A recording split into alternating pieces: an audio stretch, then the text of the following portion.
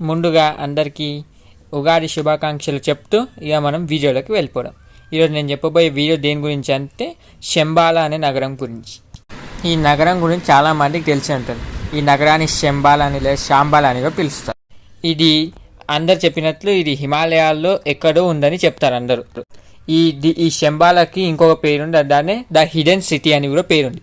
దీంట్లోకి ఎంట్రీ కావాలంటే అందరు ఏ మనిషికైనా ప్యూర్ హార్ట్తోని ఉండాలని ఈ శంబాలా నగరం గురించి మన హిందూ పురాణాల్లో కాకుండా కూడా బుద్ధిస్టులో కూడా పురాణాల్లో కూడా చెప్పింది.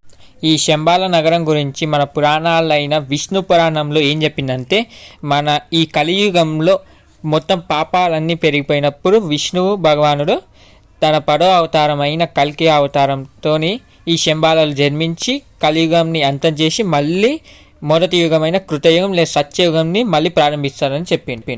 అలానే టిబెటియన్ బుద్ధిస్ట్ దాంట్లో ఏం చెప్పిందంటే, దీన్ని కాలచక్ర తంత్రాల గురించి అంటే కాలచక్రం పైన బేస్ అయి ఉంటారని చెప్పింది. అలానే దీన్ని ప్లేస్ ఆఫ్ పీస్ లేదా ప్లేస్ ఆఫ్ ప్యూరిటీ అని కూడా పేరున్నాయి.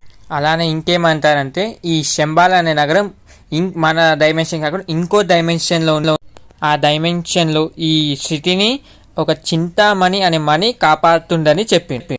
అలానే ఈ శంబాలా సిటీ ఎట్లా ఉంటారంటే లోటస్ షేప్లో ఉంటూ సెంటర్లో శ్రీచక్రం ఉంటారని కూడా చెప్పింది.